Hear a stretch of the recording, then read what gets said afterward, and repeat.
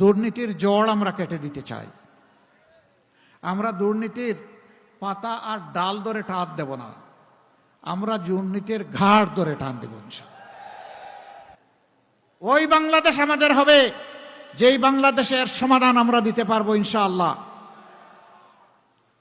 এখানকার অনেকগুলা সমস্যা, নদী ভাঙ্গন, অনেকেই একদম সব হারা হয়ে নিজের ভিটামাটি তো ছাড়েই নিজের বাসস্থান বাপদাদার এলাকা ছেড়ে চলে যেতে বাধ্য হয়। কেন? স্বাধীনতার 54 বছর নদী তো আল্লাহর নিয়ামত, সেই নদী থেকে তো আমাদের বেনিফিট নেওয়ার কথা, আমরা নিতে পারছি না। নদীগুলো এখন ভরাট হয়ে গিয়ে মরুভূমি অথবা কঙ্কালে পরিণত হয়েছে।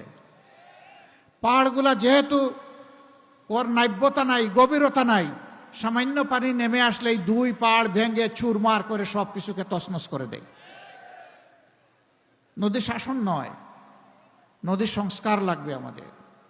নদীকে আপন করে নিতে হবে। নদী বাঁচলে বাংলাদেশও বাঁচবে ইনশাআল্লাহ।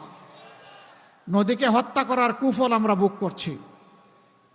উন্নয়নের অনেক গুরুত্বপূর্ণ দিক থাকবে, অগ্রাধিকারের মধ্যে একটা বড় অগ্রাধিকার হবে নদী সংস্কার করা। নদী এখন দুঃখ, সেই নদীকে ইনশাআল্লাহ পরিণত করতে হবে সম্পদে। এটা সম্ভব যদি দুর্নীতি মুক্ত হয়। বলবেন এত টাকা কই পাবে? টাকা আছে, আমাদের টাকা জমা আছে, শুধু আনতে পারলেই হয়। ওই যে 28 লক্ষ কোটি টাকা দেশ থেকে লুণ্ঠন করে বিদেশে নেওয়া হয়েছে, এইটা আনতে হলে এই প্রক্রিয়ার সাথে যে দল এবং ব্যক্তিরা জড়িত নয় সেই দলই পারবে, অন্য কোনো দল পারবে না। যারা নিজেরাই লুণ্ঠনের সাথে পাচারের সাথে জড়িত, এরা জীবনেও এই টাকা ফেরত আনতে চাইবে না, বরঞ্চ আরো বাংলাদেশকে লুটে পুটে খাইতে চাইবে। আমরা আপনাদেরকে কথা দিচ্ছি, আল্লাহ সুযোগ দিলে ইনশাআল্লাহ ওদের মুখ দিয়ে পেটের ভিতরে হাত ঢুকাইয়ে সব বের করে আনা হবে ইনশাআল্লাহ। ওদেরকেও আনা হবে এবং আইনের শাস্তির মুখোমুখি করা হবে। কারণ এরা রাষ্ট্রের দুশ্মন, জনগণের টাকা চুরি করেছে। এটা তাদের বাবার টাকা নয়। বাবার টাকা হলে চুরি করে দেশ থেকে পালানোর দরকার পড়ে না। 18 কোটি মানুষের টাকা, আজকে জন্ম নেওয়া শিশুর টাকা, রাস্তার ধারে ধারে হাত পেতে যে আমার ভাই এবং বোন ভিক্ষা করে তারও টাকা। এই সব টাকা ফেরত আনতে হবে ইনশাআল্লাহ। আমরা জানি না কতটুকু পারবো, কিন্তু কথা দিচ্ছি আমরা চূড়ান্ত লড়াই করব ফেরত আনার জন্য। দুর্নীতির জড় আমরা কেটে দিতে চাই। আমরা দুর্নীতির পাতা আর ডাল ধরে টান দেব না, আমরা দুর্নীতির ঘাড় ধরে টান দেব ইনশাআল্লাহ।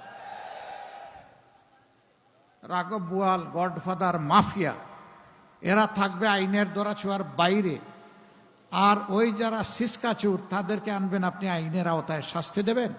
এটা চরম অন্যায়। জড়ে মূলে হাত দিতে হবে ইনশাআল্লাহ।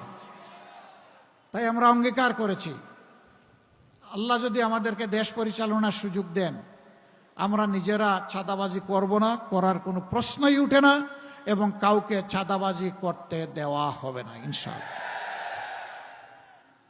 যারা দুর্নীতি করেন তাদেরকে আর দুর্নীতি করার প্রয়োজন হবে না এবং করতে দেওয়া হবে না। যদি দুর্নীতি বন্ধ হয়ে যায়, আপনার আমার জীবনে অর্ধেক শান্তি নেমে আসবে।